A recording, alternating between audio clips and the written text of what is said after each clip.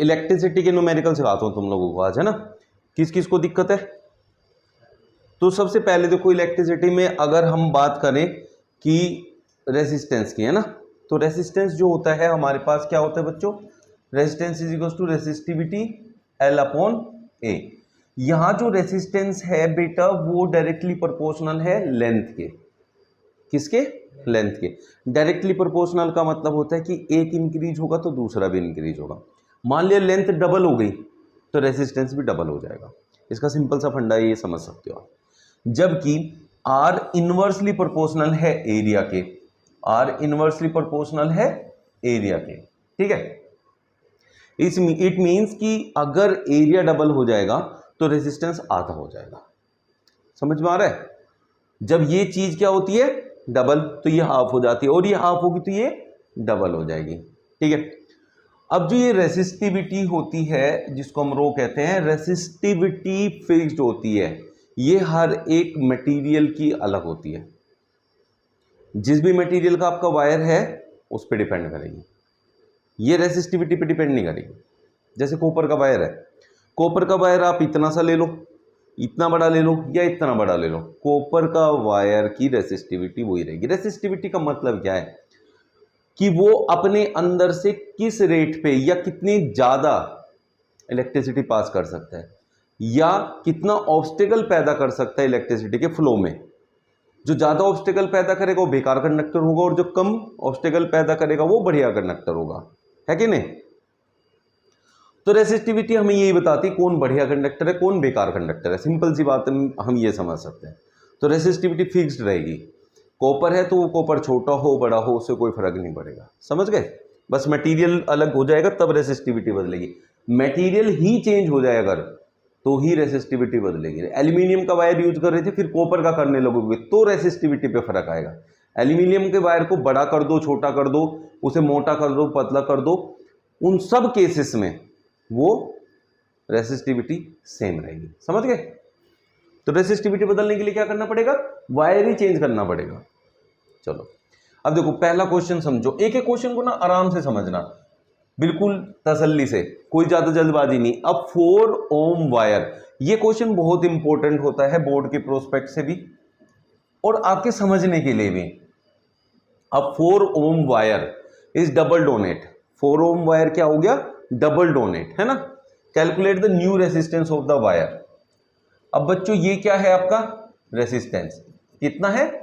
4 ohm is double donate. Double donate का मतलब क्या है? जैसे अगर एक वायर इतना बड़ा है तो उसको मोड़ के उसके ऊपर रख दिया, मोड़ के उसके ऊपर रख दिया, डबल्ड कर दिया उसके ऊपर, तो उसकी लेंथ क्या हो गई? आधी।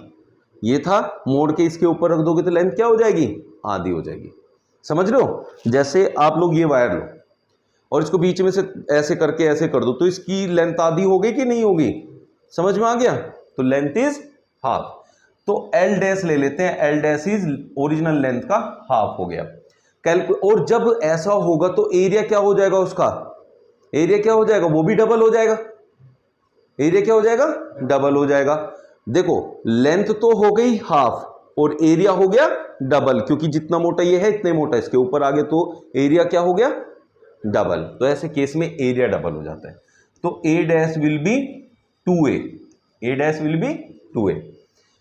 अब आपसे पूछा है पहले केस में रेसिस्टेंस 4 ओम है तो दूसरे केस में रेसिस्टेंस क्या होगा? बच्चों रेसिस्टेंस जो होता है रो एल अपॉन ए होता है। ये था पहले 4 ohm is equals to rho L upon A. फॉर्मूले में पुट कर दिया, सीधी सी बात आ गई। यहां तक इसको यहीं छोड़ना है। फिर उसके बाद नया रेसिस्टेंस निकालना है जो कि आर डैश होगा, that will be rho L dash upon A dash. ठीक है बेटा, R dash equals to rho L dash क्या है? मल्टीप्लाई करें, एल डैश है एल बाई 2, एल डैश है एल बाई 2 और नीचे लिखना है ए डैश, ए डैश है 2a, जिसको मैं इक्वल्स टू में क्या लिख सकता हूं? Rho by 4, rho by 4 into L upon A. Rho L upon A क्या था बेटा? रो एल अपॉन ए था रेसिस्टेंस, पहले वाला रेसिस्टेंस जो कि 4 ओम है, तो उसको यहां रख दें तो R dash will be 1/4 into 4 that is 1 ohm. तो न्यू रेसिस्टेंस कितना आ गया? 1 ओम आ गया। बात समझ में आ गई? ठीक है, फर्स्ट मेथड था ये। सेकंड मेथड से मैं समझाता हूं आपको, अब बात को समझना आराम से। ये मेथड है बुकिस मेथड जो हम नॉर्मली करते हैं, बट यही क्वेश्चन अगर आपका एमसीक्यू में आ जाए तब आपको विद इन सेकेंड कैसे करना है उसको समझना है। 4 ओम का वायर है, मतलब उस वायर का जो रेसिस्टेंस है वो 4 ओम है। Is double donate, double donate का मतलब है कि वो आधा हो गया, लेंथ में क्या हो गया आधा, लेंथ आधी तो रेसिस्टेंस भी आधा, तो ये 4 ओम था तो कितना रह गया 2 ओम। समझ में आ गया। अब जब वो आपका वायर मोड़ के आधा रह गया, इतना था इतना रह गया, तो देखो उसकी लेंथ क्या हो, वो क्या हो गया, एरिया मोटा हो गया, वो डबल हो गया। एरिया डबल होता है तो रेजिस्टेंस आधा होता है, तो वो इसका भी आधा हो जाएगा, तो कितना रह गया 1 ओम। तो विद इन सेकेंड आप ऐसे निकालेंगे। समझ में आ गई कहानी। आप चाहें ना तो ऐसे ना करके इसको थ्योरेटिकल लिख के भी कर सकते हो, अगर ये लॉन्ग में भी आता है तो थ्योरेटिकल लिख दो।